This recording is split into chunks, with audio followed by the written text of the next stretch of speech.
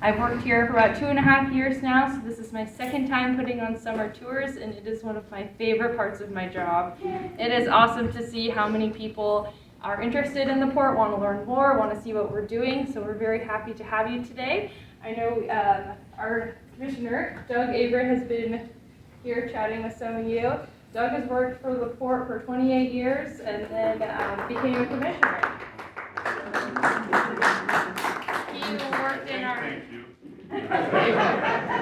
He worked in the port's operations department, so kind of managing the cargo, where it's going, how it's coming off, how it's getting here. And then we have with us Jennifer Brown, who is our Chief Financial Officer and Chief Administrative Officer. Jennifer has worked for the port for 23 years, so combined we've got a lot of experience here. And so Jennifer will be just sharing some general information about the port before we get you out on our docks. All right. Well, who's been to the port before? All right, well, welcome back. And for those of you who haven't been here, welcome. We're all in a building here. We call it the White House. We moved in mid-July of 2020 during the pandemic. We started renovating in 2019, but it originally was built in 1937. It was the original headquarters of Longview Lumber Company. So that's kind of historic building. Brief history of the port. Port of Longview is one of 75 ports. I don't know if you know that in Washington State. Back in 1911, the legislature created the opportunity for areas to create ports for economic development. So the Port of Longview is actually the Port of Kelso. It started in 1921. And then after one of the citizens, it was relocated to where it is today, and then renamed the Port of Longview. Kind of in 1929, and in between there, the first grain elevator was built in 1928, and that is what we call our berth 4 facility, and we'll talk about that throughout the presentation, and you'll actually get to see that out on your tour. So the port is, run by 3 commissioners, elected commissioners. We have Jeff Wilson for District 1, Doug Averett is District 2, and Alan Erickson is District 3. They have one employee, the CEO, who, with the staff, implement the vision of the commissioners. So this is the map, and there's a map in the back of the room with the same districts on it. Is kind of how the districts are laid out. They're divided equally by population. So we have in the red there is District 1, District 2 is in the yellow, and District 3 is in the green. So green's a little smaller because more of the population is there. So you probably, if you don't know where your district is, you can go back and look at that map and try to figure it out. Some short facts about the port. It's 102 years old. A couple years ago, I don't know if any of you got a chance to celebrate our centennial with us, but we had a kind of a gathering here at the port building. We have 8 marine terminals. We do have 835 acres of waterfront property, 20 miles of rail on our port. The rail takes cargo to and from the port and maneuvers it inside the port. And we're located at River Mile 66 on the Columbia River. And the draft is about 43 feet deep. This is a map kind of showing where we are compared to Washington, Oregon on the Columbia River. Most of you probably have an idea of that. So we're north of Kalama, Woodland, St. Helens, and Vancouver and Portland. Most of those all have ports as well, in Portland, Vancouver, Woodland, and Kalama. So this is kind of an aerial view showing where the port is located on the Columbia River. So we're right next to the Lewis and Clark Bridge, and we're across from a private terminal, Teeman Brothers, and they handle logs and some barge cargo. Then on the other side of Lewis and Clark Bridge, you all probably know, is Weyerhaeuser, Nippon. They're a private facility. Then followed by Northwest Alloys, and then the port has what we call Barlow Point. It's a greenfield site. It's about 280 acres that the port's trying to develop. And then we have Willow Grove Park beyond that, and that's a 75-acre port. I mean park, not port, but park. And most of you probably have been out and visited that park. Yeah, it's a great park. Yeah. We'll talk about that a little later when you develop there. So looking at the main port terminal from the water side, these are our 8 terminals. We have berths 1 and 2, what we call Bridgeview Terminal, And it is run by a company called International Raw Materials, and they export a dry bulk product called soda ash. And then at berth 4, as I mentioned, that's an old continental grain facility, and we are in the midst of demolishing the 38 silos there, so you'll get to see that out on your tour. Then we have berth 5, which is BP facility, and they export calcined coke, a product called calcined coke. It's a dry bulk product. Then we have our berths 6, 7, and 8, which we call our general cargo docks, and we import and export a variety of dry bulk products and break bulk products, and I'll describe kind of the difference of those a little bit. And then we have our berth 9 facility, which we call EDT, Export Grain Terminal, which exports grain to Asia. Now you'll notice there's no 3 in there, because over time the vessels have grown, and so berth 3 went away, and so we only have 8 now. We also have some upland tenants, a place called Brown Strauss Steel. They lease 15 acres and have been here since 2001, and they distribute structural steel. Then we have Skyline Steel. They lease about 35 acres, and they handle steel coil. And then we have Knapp Steel and Pacific Northwest Metals. Knapp Steel, I think they're up to about 20 acres and handle steel coil again, steel pipe. And Pacific Northwest Metals has a property where they gather scrap steel and then they export it. On this graph, you'll see the red line is our revenue, the yellow line is our expenses, the dotted kind of blue line is our tonnage, and then the bottom gray line is kind of the difference between the revenue and expenses, so that is our net income or net from operations. I forgot to mention on the last slide, our export grain terminal actually started operating in 2012. So you'll see on this graph, on the gray line, our net income averaged about $1 to 2 million prior to 2012, and then after EDT started operating, our revenue increased to an average of around $8 million a year.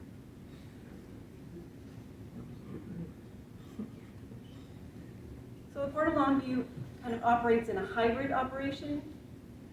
Both move cargo and create economic development. On one side, we're a landlord port, where we just lease out the land, and then the private facility runs and operates, hires labor, does everything. We don't have any operating expenses associated with that. We just get revenue based on dockage. Then on the other hand, we're an operating port, our berths 6, 7, and 8.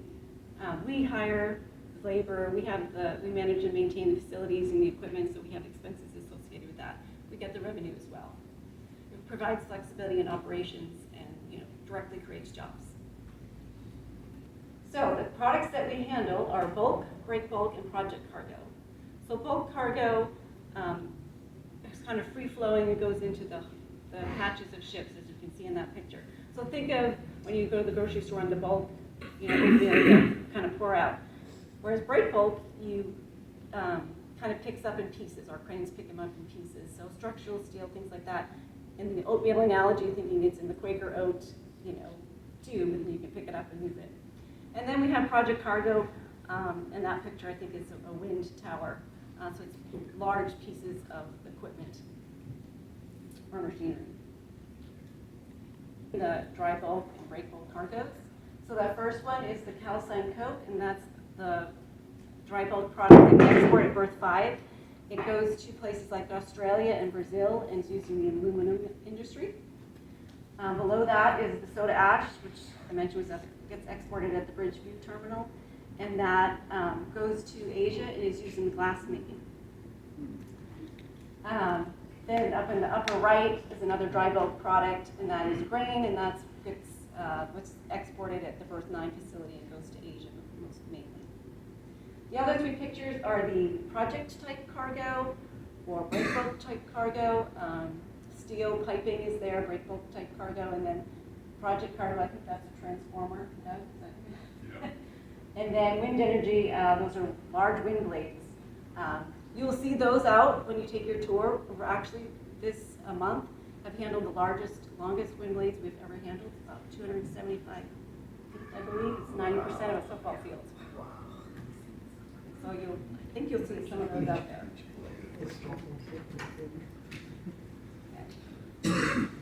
Some of the long-term projects the port is working on is something we called our industrial rail corridor expansion. We have right now 1.5 mile rail that comes into the port from the main line, GNSF. It's about 1.5 miles long. And due to increased capacity or growth of our existing customers, as well as wanting to develop Berth 4, we're going to expand that corridor and add it up to additional 6 tracks. So we're working on that project. It's one of our most expensive projects. It's just under $100 million that the port's ever done. So we're working on getting some funding. We've gotten some grants, and we hope to start construction late next year. And then another project, as I've mentioned throughout my presentation, is the Berth 4 redevelopment. So we started that grain facility was shut down in 1989, and the port started redeveloping it in 2015. We removed there was an old dock structure there. We moved over 1,000 creosote piling. We built a labor dock that you'll see out there. And then we've been working on permitting, environmental assessment in order to demolish the 38 silos. And we have started to do that this year. So you will get to see that out there. It's very exciting for us. And we hope to market it and get a long-term tenant there in the future. And then I mentioned Barlow Point again. That's our greenfield site downriver, 280 acres. We've done some initial master planning on it and assessment. It's going to take probably over $250 million to develop, so we continue to market it.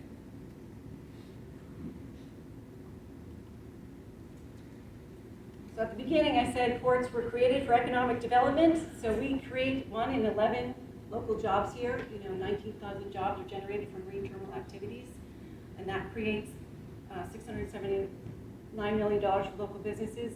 Everything, from our large cranes out there, which have 88 tires. We do maintenance and get help from local businesses, which creates all that money flowing, which also creates $9.5 million for schools and emergency services and tax revenue.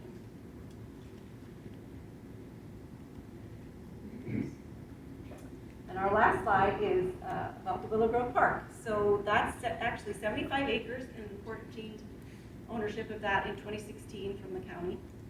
And since then, we've spent over $5 million in improvements in maintenance and capital projects. Some of the things that you might see out there, we've got some interpretive signs. We just completed a river outlook the past couple of years. We've done picnic structures, renovated restrooms. I know we did a walking path as well as new playground equipment. So I know it's a great gem of ours in the community, and a lot of people use it. Okay, so I think that's the end of the presentation. I'll take any questions before you guys go out. Well, perfect. Well, thank you all for joining us. So everything that Jennifer went over in our presentation, you're going to get real eyes on the live operations today. So as we depart, are there any other questions that have popped up between the presentation and now? Perfect. Easy crowd. I like it. I have one question. Okay. About how many employees are there for this position? So I'm going to answer that twofold, maybe threefold actually.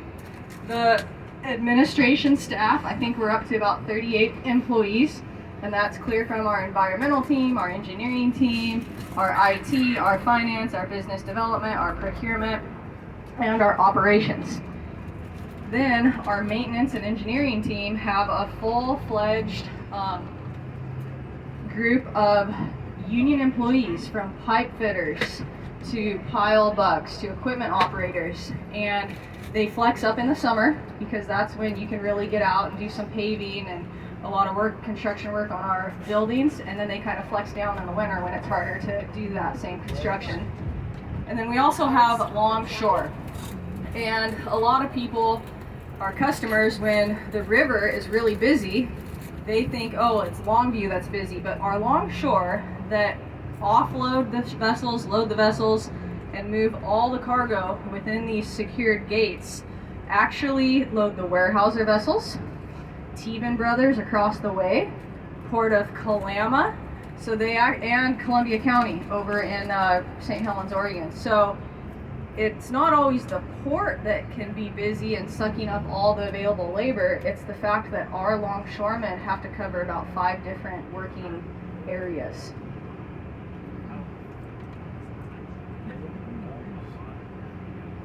So ahead of us, I don't know if you guys can see that Irish pole vessel, but they're very particular poles, and we do about 1 vessel a year, and they go to Ireland, and they have some, I don't know if moratorium's the right word, but a very special or specification for the poles they'll do for their power lines, and they actually come right out of Oregon here. Those are part of the wind blade components.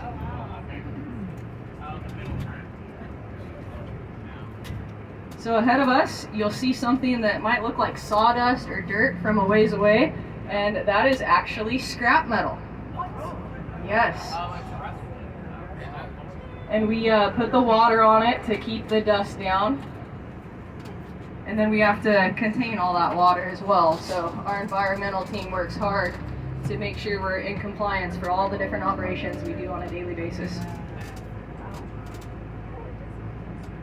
then none of that can go back into the river, I assume? Correct. None of it. It all has to get treated. So ahead of us, you see some towers here. Those are storage silos for the grain, EGT, our grain terminal. And then all those conveyors are how those different commodities, they do soybeans, wheat, corn, those are some of their top commodities, get onto a vessel. You can see our Liebherr crane, one of our, so sorry sir, let me try to sit down right here. We have 2 Liebherr cranes, and you can see one of them right here has the capacity to do 130 tons, and then another smaller crane has the capacity to do 104 tons. If we ever have a really, really big project, like a massive transformer for Bonneville Power, we can use both cranes together, and together they can do about 175 tons. Wow. Hey, could you pick up the bus? We can get an aerial view. There you go.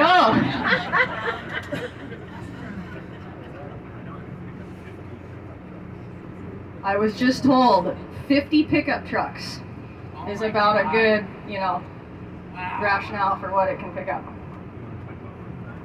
Yep, so Berth 9, as Jennifer said in the presentation, it was built, or it started exporting in 2012.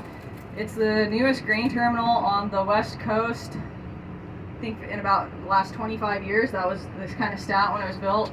It can load 3,000 metric tons an hour. And if all stars align and they can get all the commodity they can export about 9 million tons a year. So we were very thankful that we were able to land EGT because it was a game changer for the Port of Longview.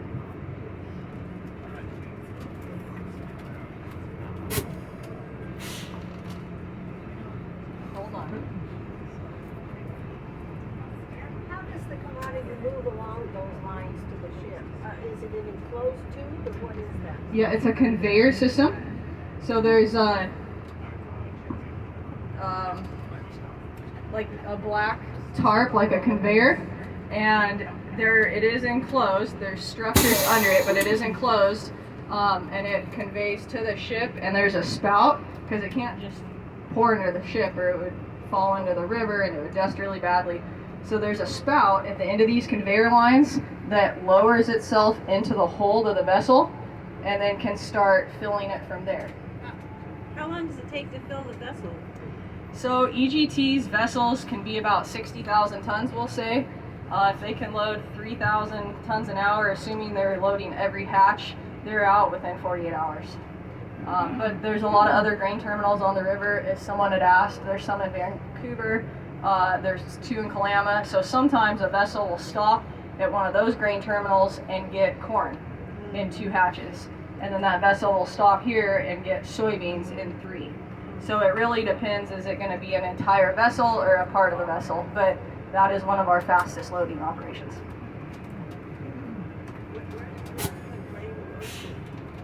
The grain, it goes all over from Asia to Brazil sometimes, so it's wherever the product can be sold. But due to our proximity on the globe, Asia is always our closest transit time. How many days does it take transit to? Asia? Yeah. I'm going to say 23 days to get from there to here. What's this building right here? With the door off of it. Oh, okay. So that is for BP. So as you see ahead, there's these more concrete silos. So BP is British Petroleum, the oil and gas giant, and they will import some calcined coke, as well as bring calcined coke down from Shreveport, Washington, and we'll mix the two together to get a very specific commodity content for them, and they'll export it out. When it comes in, we use our Liebherr crane that has a big old clamshell bucket. Just like you're down at the beach digging razor clams, well, we have a bucket that does the same. And it conveys on a system into that garage. And those doors come down because we have to, yep. And then it dumps into these really large trucks. And then once it's dumped into the truck, the doors open and then they're able to leave. And that keeps the dust from just going all over. So this is Transit Shed 6 to everybody's left. We have some magnetite in it at the moment, and that magnetite gets put in a rail car and shipped up to Canada. It is used in the aluminum smelting process as well, correct, Doug? And it really is magnetic. So when they're doing this aluminum smelting process, it is able to extract some heavy metals that can dirty the process. So it's kind of a cleaner, somewhat, for the aluminum smelting process.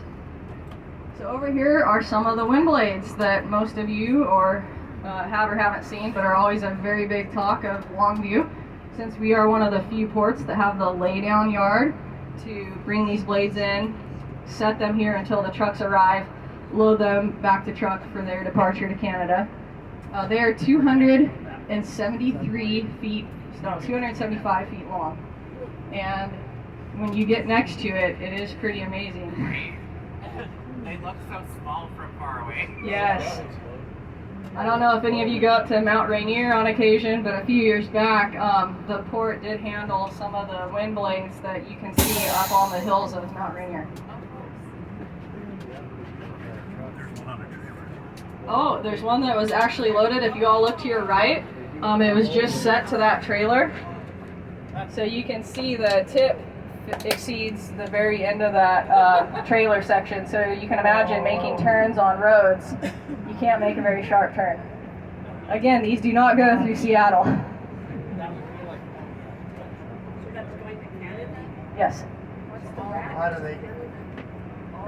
How do they get to Canada without going through Seattle? So they go down to Oregon, over through Idaho, Montana, and then back up, or Montana, then Idaho, and enter up that direction. And they only go on a freeway. There are some state routes or highways, so like Highway 12 that takes you from here to White Pass. There are certain highways that at certain times of the year they can transit, but they do try to pretty much stay on I-84, I-5, you know, some of the main They gotta get off sometime though. They do. Oh, yeah. And another difficult part of these blades is they're not allowed to go over the roads during rush hour traffic. So in the morning when everyone's getting to work, and in the evening when everyone's coming home to work, they are required to pull off the road. And that is the biggest challenge these truck drivers face transporting these wind blades, because there are not enough spaces for them to pull off the road to abide by those rules. So they can't send very many out a day. They're only Washington State Department of Transportation, ODOT, and everyone else. They really regulate when these can leave the port and how many a day can go out to ensure they have room to pull off the road during rush hour traffic. Wow. What a big deal. Oh. Here are the posts. And none of these are manufactured here in the States.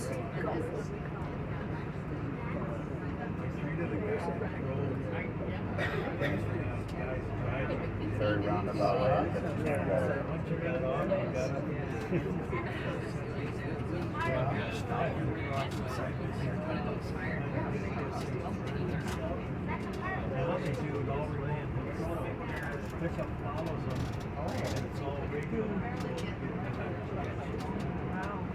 So over to your right, you'll see some brown structural steel beams, and these are for one of our tenants, Brown Strauss.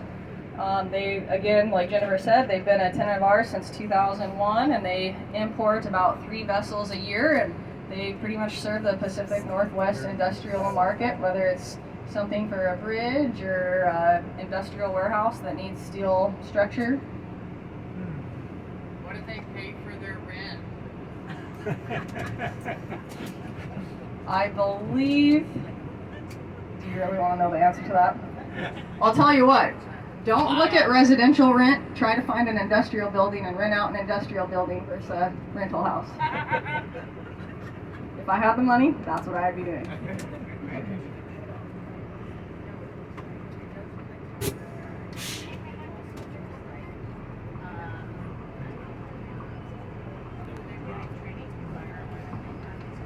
So over here, you'll also see some yellow piece of machinery. Some of those might be reach stackers. Those are kind of what pick up the steel. And again, I don't know if you saw, but a lot of that steel is set on logs, because if you set that steel on the ground, it's really hard to get forks under it to pick it up. So there's a lot that goes into all of our operations. It's not always as simple as just picking something up and setting it down. There's a lot of prep work that goes into making sure it's set on the right material, and then turning radiuses. You don't want to pick it up and have it too tight a turn and take out some other structure, business line that's going. So this is our BP Berth 5 facility. They're one of our oldest tenants here at the port, and they export about 850,000 tons a year of calcined coke. And again, part of that comes down from Cherry Point, which is in Washington, northern Washington, and then part of it they import so that they can get a very specific blend of their product to send out for the highest amount possible. What's calcined Quality. Calcined coke is a byproduct of the oil refining industry. So oil that you put in your car, gas, is liquid. This is a rock material. Yep. It could break, so yeah, there's definitely some fines, but it's very small black gravel. That's how I would describe what it looks like.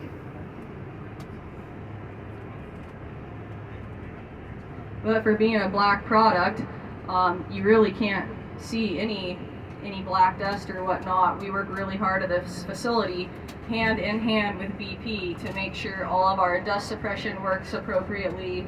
All the conveyors are in tip-top shape, so we don't want any of that leaking out. So what is the coke used for? The coke is also used in the aluminum smelting industry. And what calcined coke offers is a very high heat intensity. So when they do steel or aluminum, they have to melt it so that it's pliable and they can form whatever they're trying to form. And calcined coke has an extremely high heat consistency to help keep their process nice and hot and reduce any cooler spots in their material.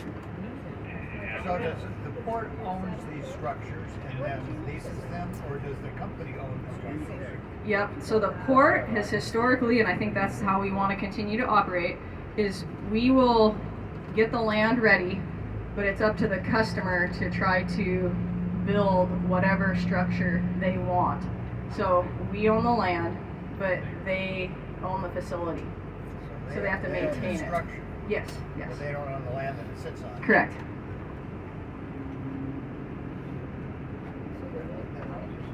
So all the people that are like driving the forklifts and all the are those small permits? Yes. Okay. Yes. It is anybody that you see driving a piece of equipment or handling a rope. So every time the vessels come in, we have to tie them off to certain parts of our docks. That is all longshore work. So What is an average salary, just like starting with a longshoreman, you know? that is a good question. Jennifer Brown's our financial guru. I don't know, to be honest with you, but I do know that it is a highly sought after job, and it is very, very good money, and the benefits are very good. Everyone says very good things. Yes, yes. It's a hard job to get into, and it actually is very hard work sometimes. If you're on those log vessels at Warehouser, I can't tell you how. I think the most common injury is a broken foot or ankle because you're on the water, so it's not a stable surface, and those logs shift. You know, and then when you're out here in the snow and rain and it's blowing sideways and you're trying to offload wind blades and whatnot, you definitely have a harder job than someone like me sitting in a cushy office with heat and AC.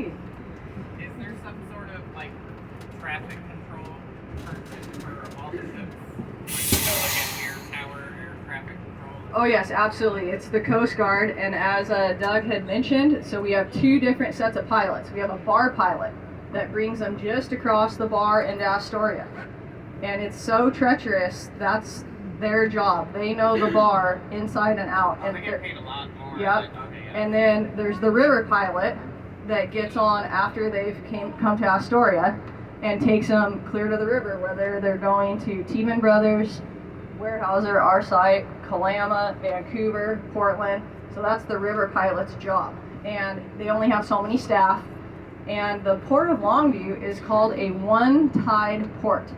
And that means, you know, as the water levels come up on high tide and then go down on low tide, you can always make it from the bar to the Port of Longview in one tide.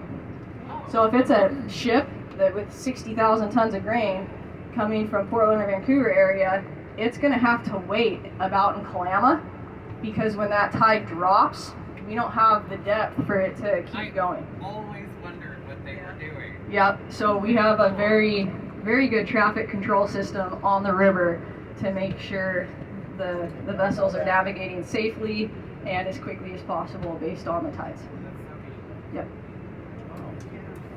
This is our old Continental grain silos.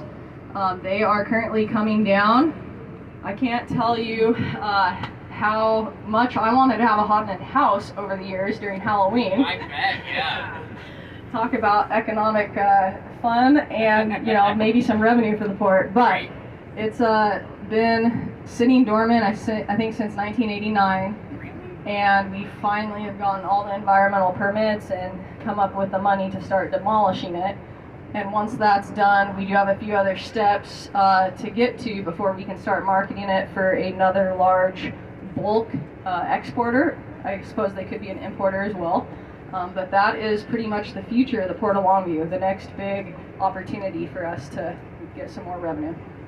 Are you gonna Are get they a piece gonna of blow that? those up? A piece of that concrete? Are they gonna blow the concrete up? I don't think so. I heard two questions. I'm going to take this gentleman's up front first. I don't think they're going to blow it up. No. We have to take it down with these big, well, it's not us, it is a contractor that bid for the project, and they have to take it down piece by piece. If we weren't as close to the river as we are, we might have been able to look at some implosion mechanisms, but it's very laborsome and piece by piece. Someone else had a question about a piece of concrete. And so you're gonna take a piece of souvenir like when they did it over in Seattle when they blew up the Columbia. So yes, actually this is on our historical site registry. So we have a lot of requirements to catalog certain pieces of the structure and the history of it. So I promise you there's at least one, if not more. Yes, exactly, piece of concrete. How much of a problem are the fishing boats for you guys? So the fishing boats are really not a problem for the port, but I will tell you for the river pilots, it is a major concern. So we've already kind of said how expensive it is to come into the Columbia River because you have to have the bar pilot and the river pilot. Most locations you only need one pilot that can take the vessel the whole way, so we have two. And when it is salmon season, the channel's only 600 feet wide, and those vessels can't come, within feet of each other. There's kind of lanes, and the fishermen will anchor up right in the way of those vessels. So they'll actually, at times during fishing season, have an even higher expense, and they'll pay for another tug to go in front of the vessel to start, honking the horn and clearing everyone out. Wow. Because those vessels can't turn sharp and they can't stop fast. So if your boat's in the way, it's not going to be good. And knock on wood, we've never really had too many incidents that I'm aware of. Too many. But, I'm sure there's been something over the years. I just don't personally know of one. But I know it's a very stressful time of year for those river pilots. Yes. I had a friend that was a sheriff's deputy, and part of their water patrol was to clear out the fishermen. And it was hazardous duty. They don't want to move. Uh-huh. Yep, so this gentleman just said he knows someone from the sheriff's office, and part of their job would be to help clear those fishing vessels out of the way. It takes a village, I'll tell you that. Because we want everybody in our area to always go home safe. And although you think, I got plenty of time, if your anchor gets tied up on you or whatnot, that time window can run out pretty quickly. So we always encourage everyone to understand the channel and the river and be as safe as possible while they're out there. Oh, and we're held up by a train. Yep, so these are BP cars coming down from Cherry Point, Washington, and they are going to get dumped in another garage type of setup that's just to the left side of these green silos. And that product will be stored in those silos until they're full enough to get a vessel in here to then load to the vessel.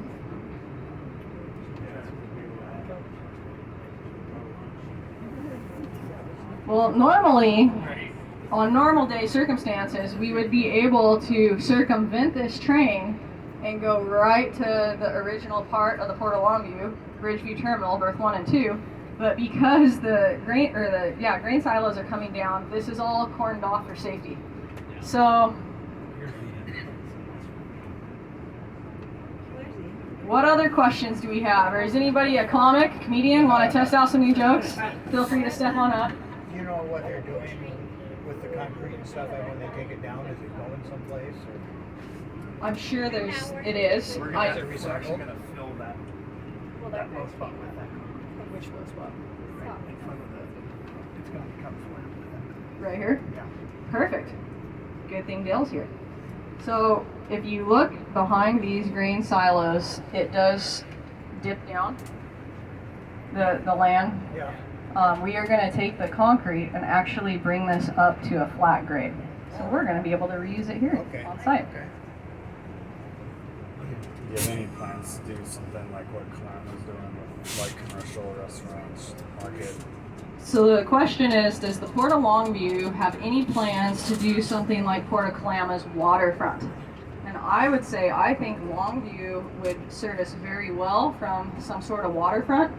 But the big difference with our port is we are 100% industrial, and on the west side we're flanked by Weyerhaeuser, Nippon, Norpac, more industry, and on the east side we're flanked by West Rock. So we are very industrial. We have a lot of heavy truck traffic going in and out. So this area here at Longview isn't as well designed to do some sort of waterfront venture where you're going to be introducing a lot of pedestrian traffic like Port of Kalama has. So no, not in the near future do we see any safe spot to develop a waterfront here on port property. What about Willow Grove?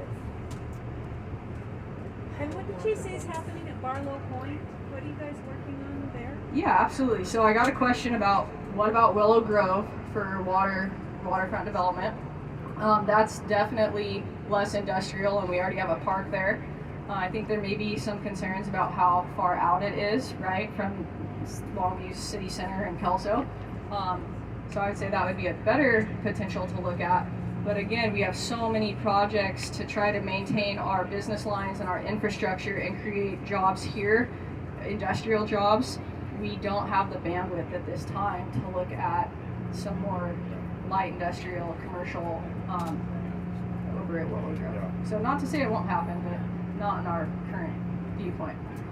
And then, Barlow Point. yes, Barlow Point. So the port acquired Barlow Point, I think around 2012, and it's about 300 acres. So we've acquired a few more parcels over the years. And today it is farmed, hayed, to keep the wetlands off of it. And we hope to have a very large tenant take down Barlow Point. I will tell you, with this shift in green energy, there has been a lot of green fuels, whether it's hydrogen or e-methanol, renewable diesel, jet fuel, the works. They have been looking, they have a need to have a very large swath of waterfront land to develop to develop their project on. And Barlow Point seems very appealing, especially with how close we are to being able to barge to SeaTac or Portland or even down to California. However, power. All these projects need an immense amount of power. And that is a challenge not only for our area, but areas across the US. Our grid is a little old, and to get Bonneville Power or even our PUD to be able to update lines, create new substations, it is not an overnight project by any means. So we're still hopeful that we will find someone at Barlow Point, but whether that is 3 years from now or 10 years from now, it really depends on the need of the project and what the time frame is to get the power infrastructure and other infrastructure, utilities, water, installed. So this is Brown Strauss's yard. Everything you see here is operated by Brown Strauss employees, not the longshoremen. Again, the longshoremen only have jurisdiction up on our docks. This is P&W, right? Yes, and then to the right is P&W scrap metal. So that big pile of dirty sawdust that it looked like, this is their yard where they'll take in scrap. They have a shredder machine they're working on, and they'll put it in a truck and truck it to our dock and then load the vessel from there.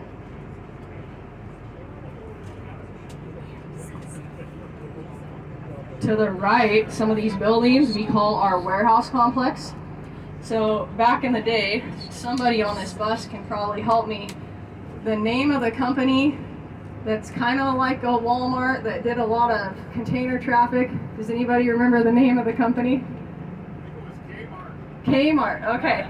So Kmart used to rail in a lot of containers. So like Christmas supplies, man, we used to be outfitted, you know, from the floor to the ceiling around Christmas time with all the Kmart Christmas supplies. But as, you know, businesses change, I don't even know if I'm aware of a Kmart around our area anymore. This distribution center went by the wayside.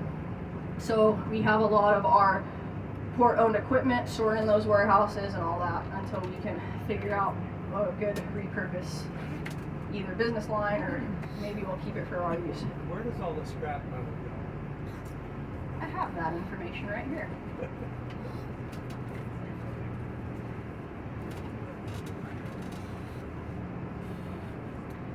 Mainly to Southeast Asia, South America, and the Middle East. And I have a fun fact for you about the scrap metal. More than 80 million tons of steel are recycled each year in North America. For every ton of steel recycled, 2,500 pounds of iron ore, 1,400 pounds of coal, and 120 pounds of limestone are conserved. Does anybody know how much a ton is in pounds? Because I know all those stats I just listed out in pounds. Yep, 2,204 pounds is 1 ton. So that's pretty impressive. If you can recycle 2,204 pounds of steel, 2,500 pounds of iron ore are preserved. Wow. I don't know how that math works, but that's the stat. That's a metric ton too. Yes, not a short ton, metric ton, yep.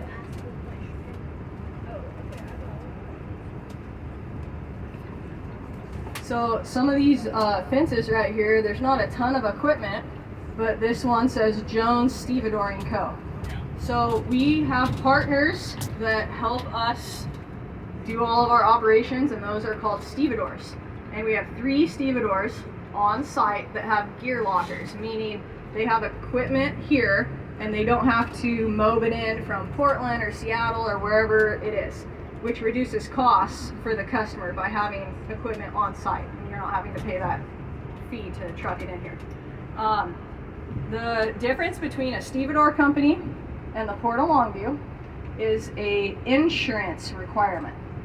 So to work on the vessels, so our longshoremen work on the vessels and in our yard. To work on the vessel, you have to have harbor workers insurance, and that is not cheap.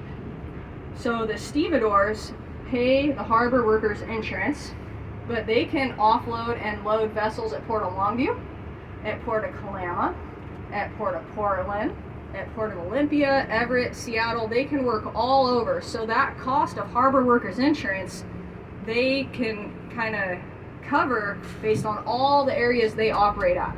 We're Longview, so we're only going to operate at Longview, and we could not afford that insurance because we don't have the opportunity to also take a job in Seattle and Everett and all over, even down in California. So we rely on our stevedore partners to hire the longshoremen to load and offload the vessels, and once that cargo is either set or brought in on our docks, we hire the longshoremen on the dock. So the Port of Longview is also a stevedore, but we just cannot operate on the vessels because of the insurance requirement. So this was our old office building back there. We lease it out to our scrap steel customer. This, what you see, is Transit Shed 1, Transit Shed 2, and then Transit Shed 3. And this was the original part of the Port of Longview. Doesn't get any older than this. And when you say original part, you're talking about this was the only thing. Yes. Wow. Yes. So in 1921, when the Port of Longview was founded, we only had berths 1 and 2. I don't even know if we had down to Transit Shed 3. You know when that bridge was built? I think the bridge, I should know this. Does anybody know when the bridge was built? 1931. So I do have pictures. When we had our 100-year anniversary, it was the weirdest thing to have a picture, probably where that vessel is looking down, and there was no bridge there. So it was pretty, I'd never seen that photo, and it was pretty neat. So this is, again, berth 1 and 2, but we kind of went away from calling it that, and it's Bridgeview Terminal. And we lease that out to a company called IRM, International Raw Materials, and their main export is soda ash. And it comes from Green River, Wyoming. So Wyoming has the largest natural soda ash deposit in the U.S. So that's kind of a fun fact. So it takes 3 unit trains to load 1 vessel. So and it's a timing, there's no storage here. Those rail cars come in, they get dumped in a garage-like pit and conveyed directly to that vessel. So it's a little stressful when you're trying to time the arrival of 3 trains that can't come all at once. It has to come 1, and then the second that one gets unloaded, they send the second one, and then the third one. And that vessel, weather can hit in the ocean. They could be at a port before this and not get labor, so they're there another day or 2. If the vessel's here waiting and there's no rail cars, that's called vessel demurrage for the customer. If the rail cars are here and that vessel got held up, BNSF and Union Pacific are getting paid rail car demurrage. So it is very critical that the stars align and this vessel is here at the same time that first train is coming. Who times the rail cars? The customer works with the railroad. Okay, so it is still the railroad. Yes, it is. And the customer's also working with the vessel agent who's chartering that vessel. So that's a very very key time. So you guys don't organize any of those logistics? We don't. What we do is when that rail car says, hey, they're at Longview switching, which is just right out SR 432, we say, okay, bring it in and spot it on track 504. That's say 50 cars there, then do a 30 cars on track 507 and another 35 on 587. So we work with the railroad to say, this is the lines in the port that are open for your rail cars, but we don't actually say when they're getting here. We get told when they're getting here, and then we say, okay, now that you're here, this is where you're gonna put it. How many cars in a train? There's about 120 cars. It takes 3 trains? Yes.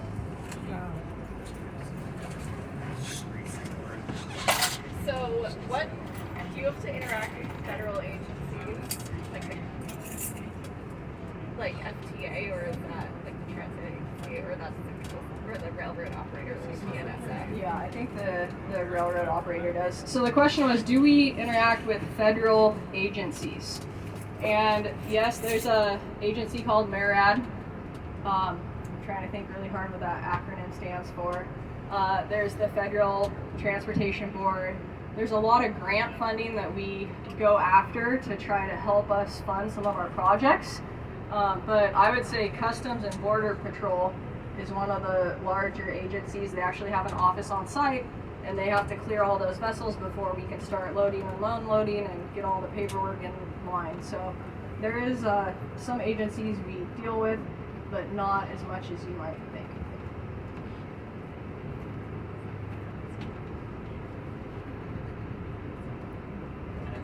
So not all ships are cleared by customs out in a store?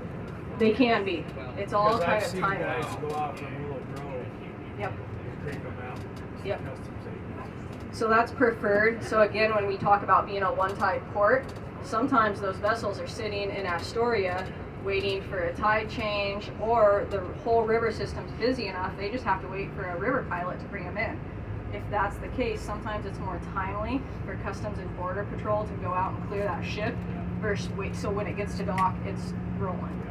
But we've also had times, for whatever reason, where they have come on dock before we've been able to. What do all those little service boats do out of Palermo? Because I see the customs agents getting. Yep, so a lot of them have supplies, Yeah. fresh bottled water, I've seen. food. So when the vessel comes, someone had asked about language barriers. Unless you have, someone might help me out here, I don't want to say a green card, but there is a card that certain seafarers can obtain that allows them entrance into the U.S. And if they haven't done the background check, went through the class, and have this special card, they are not allowed to get off onto our docks and go to Fred Meyer's or Safeway or Rite Aid. Normally there's one pretty high-ranking mate on the vessel that holds that card and takes a shopping list, and they can get out and go get whatever supplies are needed.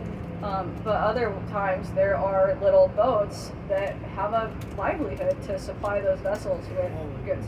Well, before 9/11, you used to see all kinds of, people, guys from the ships in town. Everybody could go in. Yeah, 9/11 changed a lot.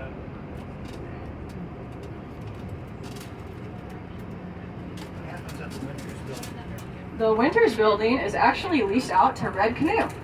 So Red Canoe has a lot of their IT staff, some accountants. So I'm not sure if there's other tenants in the Winters building, but it is an office space for local businesses, such as Red Canoe. So we're going to be crossing some railroad tracks here, and you can see how they start to split off down there to serve IRM at Bridgeview Terminal, BP, whether we have the magnetite that's going to come out of Transit Shed 6 and go up to Canada, whether we have a transformer that has to be put on rail. All of the port's rail comes in on that corridor we just crossed and then fans out in the port depending where it's going to go. You guys were talking about, or she was talking about increasing the rail capacity Yes. in here. Are you going to have to do anything at the intersection there because of that? Not today. Do we have plans in the future to add more lines? Yes. So the focus of the rail expansion Jennifer talked about is actually pretty much where exit 36 turns off onto SR 432 from I-5 coming west. And then just past Capstone Paper and Packaging. That is the Port of Longview's industrial rail corridor. And today, it's a line in and a line out. So we're gonna have 3 lines that each can come in and out, and then up to 5 sidings to store these 120 car trains before they have to start entering port proper and crossing roads. So that is phase 1, and then once that rail corridor is complete, we could certainly, we have designs inside the port, like if we were to ever land a tenant berth 4 that needs rail, to alter some rail lines like we just crossed. But you won't have to do like overpasses on the intersections or anything like that? So- Like Industrial Way? Industrial Way, yes. We have done a traffic study, and it has said when we hit a certain capacity, we will have to have an overpass. And I'll tell you right now, Longview Switching Longview Switching is BNSF and Union Pacific. They jointly own it because BNSF and Union Pacific have trains that come in all the time. And Longview Switching, kind of like our longshoremen who service lots of different ports here, services all the rail industry, whether it's Solvay, whether it's Weyerhaeuser, Nippon, Norpac, Merritt Steel over on 3rd Avenue, us, WestRock, Pacific Fiber. So again, they're not just servicing the port, they're servicing all rail needs in Palouse County. And we're pretty fortunate today. They try to spot our trains at about 6:30 in the morning. So that's before most rush hour traffic. And then they'll try to pull the trains just after 5. I have gotten stuck on my mornings coming to work, and it's about a 17 wait. And our traffic study said it could easily be 15 minutes when we start having trains spotted during more peak hours. And it could absolutely back out onto SR 432, both ways on Columbia and into the port, which is also a hazard for safety vehicles, emergency response times. So at some point, there will need to be an overpass constructed along International Way. We have not settled on a design yet. We have a few designs that we're working through, and we're meeting with local property owners that would be directly affected, our neighbors, the city, the county, all the police and fire department, to say, hey, is this a functional plan, or is there some effect that we haven't seen that makes it absolutely out of question? So we're definitely in the planning phases to figure out what an overpass would look like, but we will not need to start constructing one until 2029, 2032, somewhere there.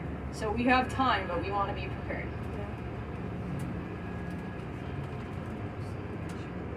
What was this building before your office? Yeah, it was Long Bell's, their original headquarters. So all the wood paneling, when you walked in or out, that was the original wood paneling. Yeah.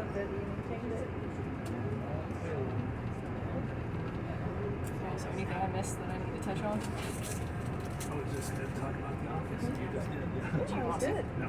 Okay. Well, are there any other last questions I can try to answer? And I'll be outside the bus for a little bit, so if you don't want to ask it publicly, you can certainly come pull me aside and ask it privately.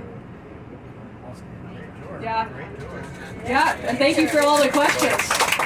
I like it. It helps the... I noticed I was taking a video here, Oh, and I usually present them on KLTV. okay. So now is a chance to get a little better view of you because it was... so what was your name? My name is Lindsay Harris, and I am the Assistant Manager of Real Estate and Economic Development here at the Port of Longview. Well, thank you very much.